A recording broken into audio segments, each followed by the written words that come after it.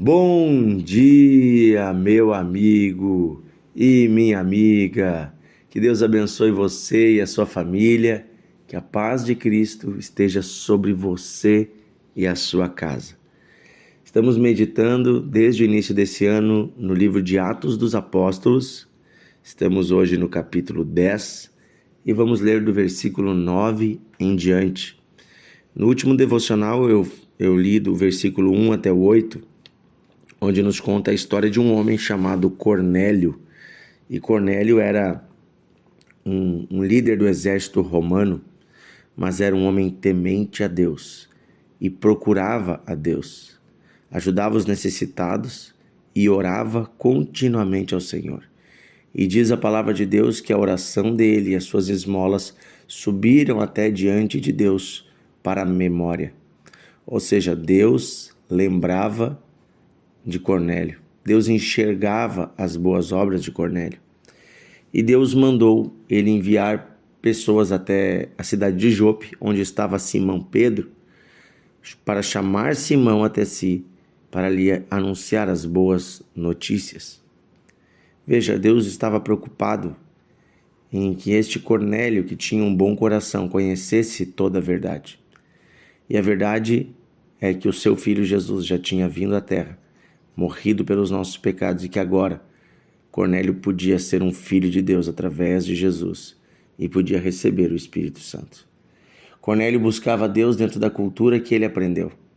Cornélio buscava Deus dentro da religião que ele tinha acesso. Mas agora Deus se apresenta a Cornélio, Deus se revela a Cornélio. Falamos sobre isso no último devocional. E vamos seguir lendo então essa história, porque agora há um obstáculo cultural. Qual o obstáculo? O apóstolo Pedro, líder da igreja cristã naquele momento. Ele era um homem judeu. E pela cultura, tradição e pela lei, os judeus não podiam andar nem entrar na casa de pessoas que não eram circuncidadas, ou seja, de estrangeiros, de outros povos. E obviamente Pedro ainda não tinha entendido que estas leis haviam caído por terra quando Jesus realizou seu sacrifício na cruz. Havia toda uma questão de preconceito cultural e de um entendimento ainda limitado da parte de Pedro. Mas é interessante como Deus atualiza o coração da liderança ao seu coração. Diz assim, versículo 9, Atos 10, 9. No dia seguinte, quando eles estavam a caminho e estavam chegando perto da cidade, Pedro subiu até o eirado, ou seja, até o segundo andar da casa que estava, por volta da hora sexta, o meio-dia, a fim de orar. Estando ele com fome, quis comer, mas enquanto lhe preparavam a comida, sobreveio-lhe um êxtase. Então ele viu o céu aberto e descendo um objeto como se fosse um grande lençol, o qual era baixado até a terra pelas quatro pontas, e contendo toda sorte de quadrúpedes, répteis da terra e aves do céu. E ouvi-se uma voz que se dirigia a ele: Levanta-te, Pedro, mata e come. Mas Pedro replicou: De modo algum, Senhor, porque jamais comi alguma coisa comum ou imunda. Pela segunda vez a voz lhe falou: Ao que Deus purificou, não consideres comum. E sucedeu isso por 3 vezes, e logo aquele objeto foi recolhido ao céu. Enquanto Pedro estava perplexo sobre qual seria o significado da visão, eis que os homens enviados da parte de Cornélio, tendo perguntado pela casa de Simão, pararam junto à porta, e chamando, indagavam se estava ali hospedado Simão, por sobrenome Pedro. Enquanto meditava Pedro acerca da visão, disse-lhe o Espírito: Estão aí 2 homens que te procuram. Levanta-te, pois, desce e vai com eles, nada duvidando, porque eu os enviei. E descendo Pedro para junto dos homens, disse: Aqui estou eu.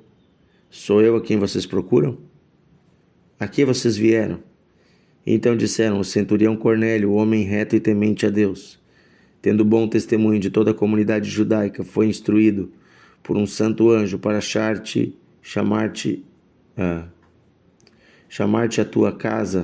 à sua casa e ouvir as tuas palavras. Pedro, pois, convidando-os a entrar, os hospedou, e no dia seguinte levantou-se e partiu com eles. Também alguns irmãos dos que habitavam em Jope foram em sua companhia. No dia seguinte entrou em Cesareia. Cornélio estava esperando por eles, tendo reunido seus parentes e amigos íntimos. Aconteceu que Pedro, ao entrar, lhe saiu Cornélio ao encontro e, prostrando-se aos pés, o adorou. Mas Pedro o levantou, dizendo: Ergue-te, que eu também sou homem. Falando com eles, entrou, encontrando muitos reunidos ali. Eu vou continuar amanhã do versículo 28 em diante. Mas eu quero primeiramente ressaltar isso.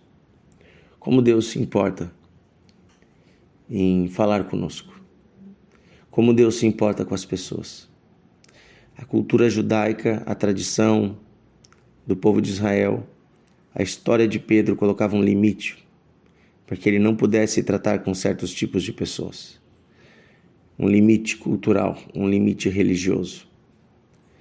E Deus, naquela visão, mostrando os animais, dizendo: coma todos eles.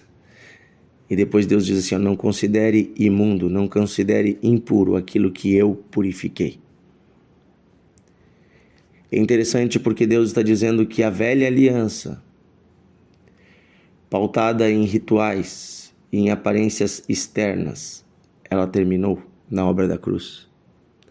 A velha aliança, ela era pautada em rituais e em aparências externas, em coisas que se fazia para ter acesso a Deus.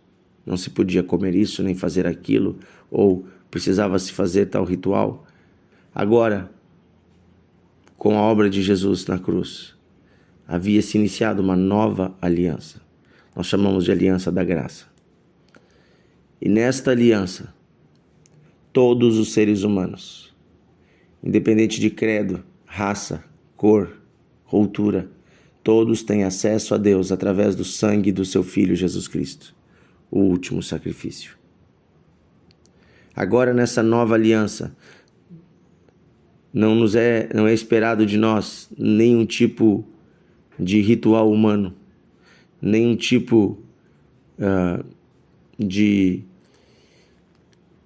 obras de carne para que sejamos salvos. Pelo contrário, é pela fé em Jesus Cristo. É pela fé na obra redentora dele que recebemos a salvação.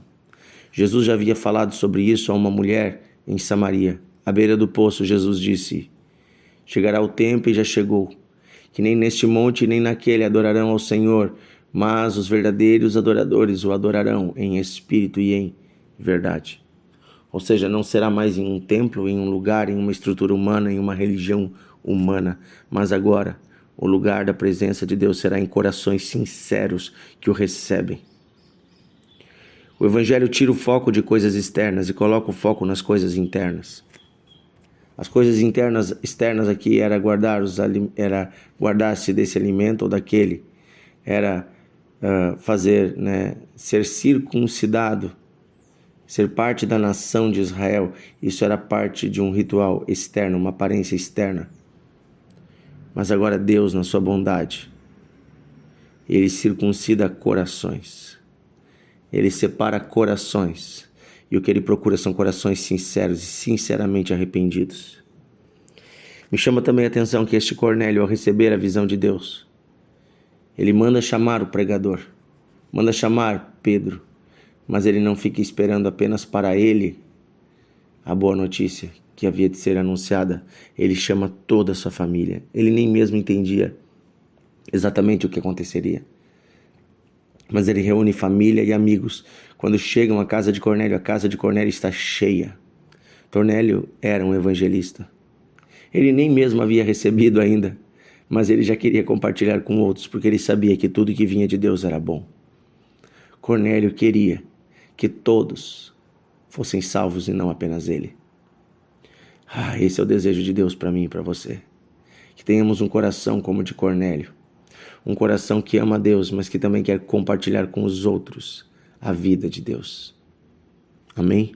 Um coração que evangeliza e não espera apenas a sua bênção, não espera apenas a sua cura, o seu milagre. Não quer Deus apenas para si, mas um coração que deseja que todos conheçam ao Senhor, porque Ele é bom. Querido Deus e Pai, nesse dia oramos, te agradecemos pela Tua revelação, porque o Senhor se revelou a nós através da Tua palavra, do Teu Espírito, através da pregação do Evangelho, através do próprio Jesus falando conosco, do Espírito Santo falando conosco. O Senhor tem se revelado e isso é uma grande bênção. Este é um grande milagre, porque nenhum de nós merecia a Tua presença. Éramos todos vis pecadores, mas o Senhor escolheu habitar em nós e nos purificar dos nossos pecados e nos lavar da nossa podridão e nos dar uma nova vida. O Senhor escolheu homens e mulheres impuros como nós, mas o Senhor diz para nós hoje: não considere impuro ou comum aquilo que eu purifiquei. O Senhor está nos purificando pela sua presença. Não somos comuns e nem impuros, somos lavados, regenerados, somos novas criaturas. Obrigado, Senhor, porque essa obra toda é Tua. Queremos anunciar Teu Evangelho, queremos proclamar aos nossos vizinhos e amigos as Tuas maravilhas, quem Tu és, a Tua fidelidade. Deus, ela permanece para sempre. Glorificado seja o Teu nome, Senhor. Exaltado seja o Senhor, Rei dos reis e Senhor dos senhores, Deus santo e piedoso, Deus bondoso e misericordioso, que visita o Teu povo e cumpre as Tuas promessas de geração em geração, que enviou o Teu Filho e que envia sobre nós o Teu Espírito. Deus maravilhoso, nós Te glorificamos nesse dia, nós Te exaltamos, rendemos a Ti todo louvor. Nossas vidas são para o louvor da Tua glória. Usa-nos para louvor da Tua glória. Usa-nos, Espírito Santo. Eis-nos aqui. Queremos, como Pedro, ouvir a Tua voz. Queremos, como Pedro, Te obedecer e não considerar ninguém inferior, ninguém indigno da Tua presença. Queremos, como Cornélio, proclamar o Teu nome. Deus, nós Te amamos e nós queremos que mais pessoas Te conheçam. Pedimos pelas nossas famílias e pela nossa geração, por um mundo que está se perdendo no pecado. Pedimos, tem misericórdia e envia o sopro de salvação sobre este mundo. Deus, tem misericórdia dos que se perdem. Pedimos hoje, Senhor, salvação à nossa família, salvação aos nossos amigos e vizinhos, colegas de trabalho, de escola, de universidade. Deus, tem misericórdia. Tem misericórdia de tantas pessoas que estão longe de Ti. Deus, nesses dias agora que vem o carnaval, tantas pessoas estarão, Senhor, lançadas ao pecado nas mãos de Satanás, mas nós clamamos por essa geração e pedimos: liberta eles, salva eles, purifica eles, em nome de Jesus. Amém. Amém. Que Deus te abençoe, meu amigo. Compartilhe esta palavra. Tem pessoas precisando dela hoje. Você é o evangelista. Você é o homem de Deus, é a mulher de Deus que vai fazer essa palavra chegar aos corações. Deus te abençoe e até amanhã.